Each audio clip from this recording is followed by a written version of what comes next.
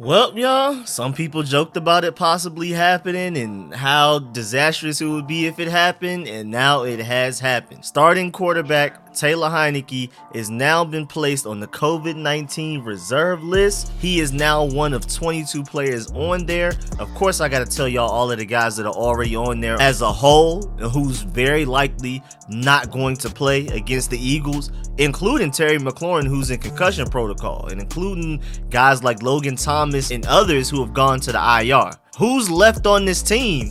And most notably, who's left their quarterback? Remember, Kyle Allen, the backup quarterback, is also on the COVID-19 reserve list. Now, there's a few silver linings here, and we're going to discuss all of that and more. But before we dive into all of that, make sure you subscribe to the channel, hit the bell next to the subscription button so you get a notification immediately. And every time I release an informative and opinionated video just like this one, all of my videos are organized in playlists. I even have a comedy playlist for all of my funny videos.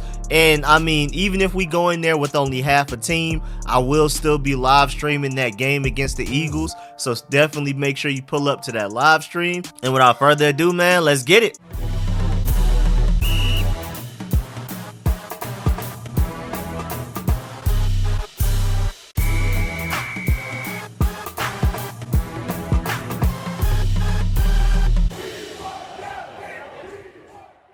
Alright, so like I already said in the intro, Washington football team quarterback Taylor Heinicke has tested positive for COVID-19 and is going on the reserved list. And immediately after that announcement was made, the Washington football team also announced that they brought in Garret Gilbert, the quarterback from the Patriots practice squad, and he could potentially start. I mean, right now it's between all three guys who are currently on our roster at quarterback. You have Garret Gilbert, who was just signed off the Patriots practice squad, Kyle Shurmur, who's been on our practice squad for weeks now, and Jordan Ta'amu, who we just signed like a few days ago as well. And so I'm not exactly sure why everybody like Adam Schefter is reporting that Garret Gilbert is more than likely going to start. It's a possibility against the Eagles, but Kyle Shurmur has been the guy that's been here for the longest. He's been on the practice squad for like the majority of the season. So if anybody knows the playbook even a little bit and could potentially go out there and give us even the smallest of a chance to beat the Eagles with only half a team,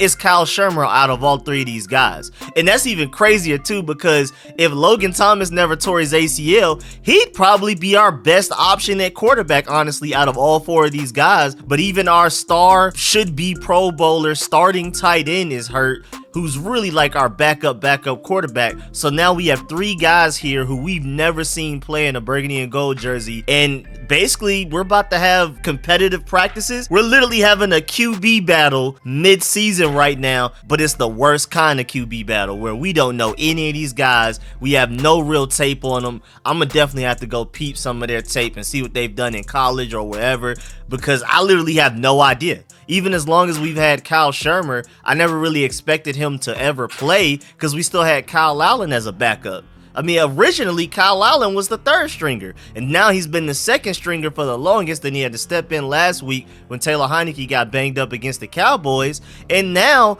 he and Taylor Heinicke have caught COVID. Of course, Ryan Fitzpatrick is gone for season with his hip injury. So now we're down to, again, Garret Gilbert, Kyle Shurmur, and Jordan Ta'amu. And to me, honestly, I feel like Kyle Shurmur gives us our best chance of winning. But honestly, I mean, any of these three quarterbacks starting, anybody not Taylor Heinicke. And even what about Steven Montez? He's on the Lions practice squad right now, and at least he was here all last year, and we got to see some of him in preseason, and you know, he looked really bad at times, but he also looked, you know, like he showed some potential at times. He had some bright spots. Of course, again, he had some lows, but he also had a couple of highs, and it would just be interesting to at least throw him out there, because out of anybody who's available, including him and the three guys that we currently have on roster, you could definitely say he has the highest ceiling just based off of his arm strength and things like that. So, I mean, who knows? Try him. I don't see why not. Even with Taylor Heinicke, even if Taylor Heinicke is good to go against the Eagles, again, we're missing half the team, so our chances of beating the Eagles are very slim already.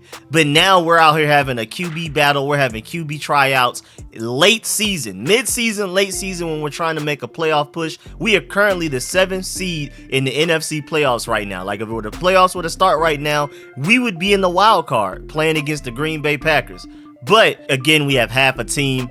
We'll see what happens with the rest of this season, but I mean, we have to play the Eagles right now. We have to play Dallas in Dallas next week, then the Eagles again, and then the Giants. And this past 3 weeks has really sucked for us just in general, because we caught the Raiders after they played Thursday night the week before, so they had 10 days of rest. We caught the Cowboys after they played Thursday night the week before, so they had 10 days of rest before we played them. And now the Eagles are coming off of their bye week, so they have 2 weeks of rest. So this whole schedule setup was just literally built for us to fail. And then COVID-19 was really just a nail in the coffin. But who knows? We'll go out there and play the Eagles. Maybe we play Inspire football. Maybe Ron Rivera is able to get the troops together and we go out there and prove a point. Maybe get a win. We'll see. But I mean, this whole situation is crazy. Because again, I feel like honestly, if Logan Thomas were healthy, he'd probably be our best option at quarterback. Like, no troll at all. But again, I'm gonna have to go look at these guys' tapes to see if I'm wrong. But so far, the very little I've seen from either of them, not too excited, but we'll see. But at the same time, Taylor Heinicke and a lot of players on our roster are vaccinated. So if they're able to put together consecutive negative tests, they may be able to play Sunday. A vaccinated, asymptomatic player can return to team activities and play within 2 negative tests taken at the same time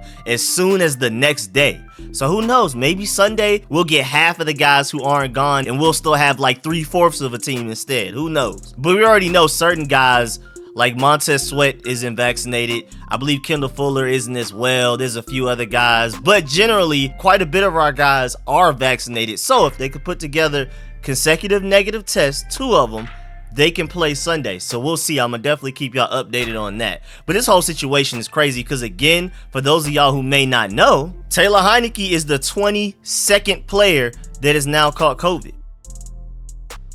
You already had Kyle Allen, our 2nd string quarterback. You had our 2nd string, now starting right tackle, and that's one of the silver linings. We'll talk about Samuel Cosmi soon, possibly returning. You have 3rd string or 4th string tight end Sammis Reyes. You have 4th or 5th string, whatever you think that is, tight end Tamarick Hemingway. You have wide receiver Cam Sims, who just makes plays. I don't know why he doesn't get the ball until Kyle Allen comes into the game. Then you have should be all pro, at the very least Pro Bowl defensive tackle Jonathan Allen. You also have Matt Ioannidis and Tim Settle, who should be starting for other teams' defensive lines, but they're technically depth here.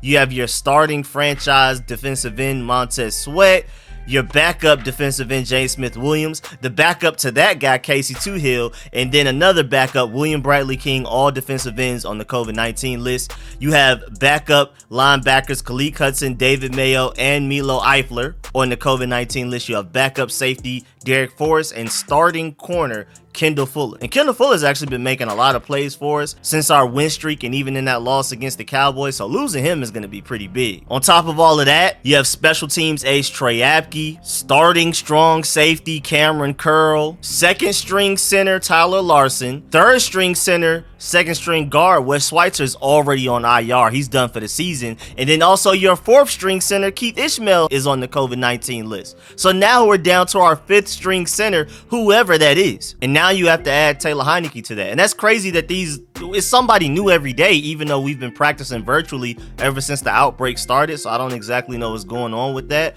Maybe their symptoms just didn't show soon enough for the test. I don't know. Maybe they have it. Maybe they don't. I don't know. Hopefully guys are ready to go by Sunday though, because this is chaos. And again, like I said earlier, you already have your 2nd string who's had to start at guard for us a couple of times, had to start at center for us a couple of times. Wes Schweitzer, he's already on IR. You have your starting tight end on IR. Terry McLaurin, our star receiver, should be an all-pro, at the very least Pro Bowler, but he's always going to get hated on. He's in concussion protocol. Who knows if he plays? Curtis Samuel has gone from dealing with a groin injury all season to now he's dealing with a hamstring injury. Who knows if he plays? We haven't seen J.D. McKissick in 2 weeks due to a concussion.